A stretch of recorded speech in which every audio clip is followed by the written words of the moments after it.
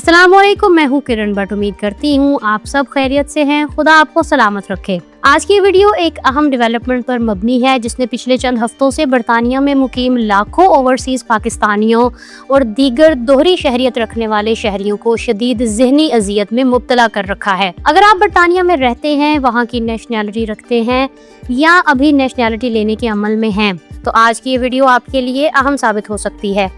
मुल्क में दाखिल होने के लिए बरतानवी पासपोर्ट की शर्त का कानून जब पिछले माह नाफिज हुआ तो शहरियों के लिए मसाइल का एक तूफान खड़ा हो गया था।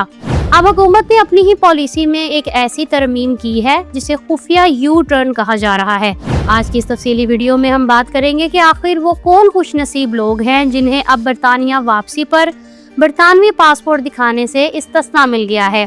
वो कौन से लोग हैं जो अब भी इस शिकंजे में फंसे हुए हैं। हम इस बात का भी जायजा लेंगे कि हुकूमत ने तब्दीली का अचानक फैसला क्यों किया, इस तब्दीली को वेबसाइट के किसी कोने में क्यों नशर किया गया, और सबसे अहम बात कि क्या इससे हमारे पाकिस्तानियों की मुश्किलात हल होंगी या मजीद उलझ जाएंगी। अगर आप मेरे चैनल पर नए हैं तो इसे फौरी सब्सक्राइब कर लें और बेल आइकन को दबा दें, क्योंकि बरतानिया के कवानीन अब लंदन के मौसम की तरह तेजी से बदल रहे हैं और हम नहीं चाहते कि आपकी कोई भी फ्लाइट या कीमती रकम सिर्फ मालूमात की कमी की वजह से ज़ाया हो जाए।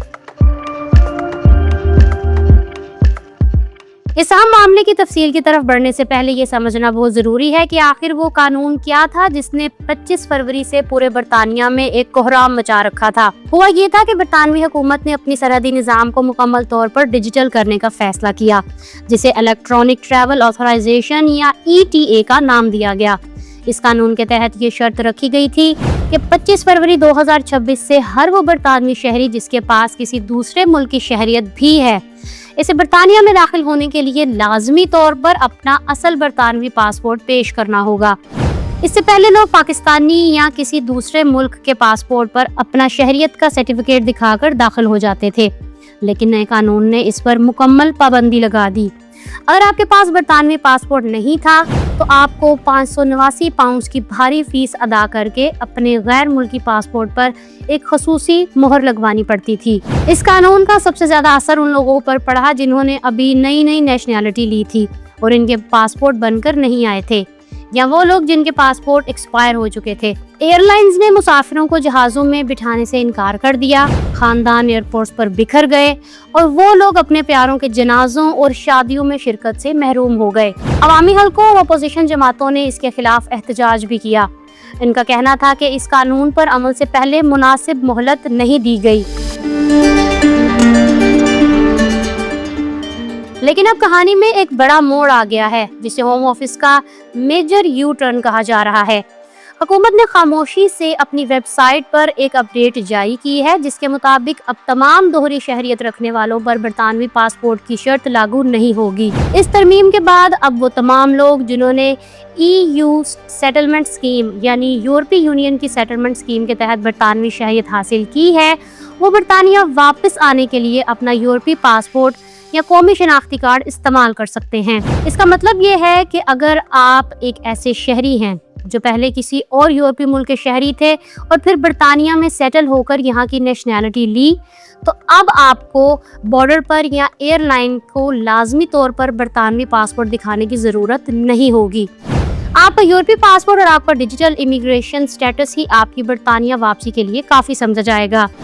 अब सवाल ये पैदा होता है कि क्या इस तब्दीली से हमारे तमाम पाकिस्तानियों को भी फायदा पहुंचेगा। यह मामला थोड़ा पेचीदा है। ये इस्तिस्ना फिलहाल सिर्फ उन लोगों के लिए है जिनके पास यूरोपीय यूनियन, नॉर्वे, आइसलैंड, लिechtenstein या स्विट्जरलैंड की शहरियत है और उन्होंने बरतानवी शहरियत हासिल करने से पहले सेटल्ड स्टेटस हासिल कर रखा था। वो पाकिस्तानी भाई बहन जिन्होंने वर्क वीज़ा, फैमिली वीज़ा या किसी और रवायती तरीके से बरतानवी शहरियत ली है और इनका यूरोपीय यूनियन की सेटलमेंट स्कीम से कोई ताल्लुक नहीं, उनके लिए अभी तक 25 फरवरी वाला सख्त कानून ही बरकरार है। यानी अगर आप सिर्फ पाकिस्तानी और बरतानवी शहरी हैं तो आपको अब भी बरतानिया में दाखिल होने के लिए अपना बरतानवी से पासपोर्ट ही दिखाना होगा या फिर वो महंगा सर्टिफिकेट ऑफ इंटाइटलमेंट लगवाना होगा। होम ऑफिस की इस तफरीक ने एक नई बहस छेड़ दी है कि आखिर दोहरी शहरियत रखने वाले शहरियों के दरमियान ये दोहरा मेयार क्यों रखा जा रहा है। क्यों एक यूरोपीय नज़ाद बरतानवी शहरी को रियायत दी जा रही है जबकि एशियाई या अफ्रीकी नज़ाद बरतानवी शहरियों को सख्त कवानीन का सामना करना पड़ रहा है। आपके जहन में ये सवाल ज़रूर आ रहा होगा कि हुकूमत ने नए कानून में अचानक तब्दीली आखिर की ही क्यों और इसे इतना छुपा कर क्यों रखा गया। दरअसल जब से 25 फरवरी का कानून नाफिज हुआ, बरतानवी होम ऑफिस पर शदीद दबाव था। हजारों की तादाद में ऐसे केसेस सामने आए जहां लोग कानूनी तौर पर बरतानवी शहरी होने के बावजूद अपने ही मुल्क में दाखिल नहीं हो पा रहे थे। इंसानी हकूक़ की तंजीमों ने हुकूमत के खिलाफ एक मुहिम चलाई और ये साबित किया कि ये कानून लोगों के बुनियादी हक़ सफ़र की खिलाफ वर्जी है। हुकूमत को यह एहसास हुआ कि इनका डिजिटल सिस्टम अभी इतना तैयार नहीं है कि वो हर किस्म के मुसाफिर को हैंडल कर सके। खासतौर पर यूरोपीय शहरियों का डाटा पहले ही डिजिटल निज़ाम में मौजूद था, इसलिए इनके लिए ये रियायत देना टेक्निकी तौर पर आसान था। हुकूमत ने इस तब्दीली का ढंढोरा इसलिए नहीं पीटा क्योंकि वो इस यू टर्न को अपनी नाकामी के तौर पर देख रहे थे। नाक़दीन का कहना है कि ये अब डेटा वेबसाइट के किसी पोशीदा कोने में इसलिए डाली गई ताकि आम लोगों को इसका इल्म ना हो सके और वो अब भी पासपोर्ट की भारी फीसें भरते रहें। नाक़दीन और सियासतदान अब हुकूमत पर बरस रहे हैं। लिबरल डेमोक्रेट्स और दीगर अपोजिशन जमातों का कहना है कि ये सूरत हाल इंतहाई शर्मनाक है।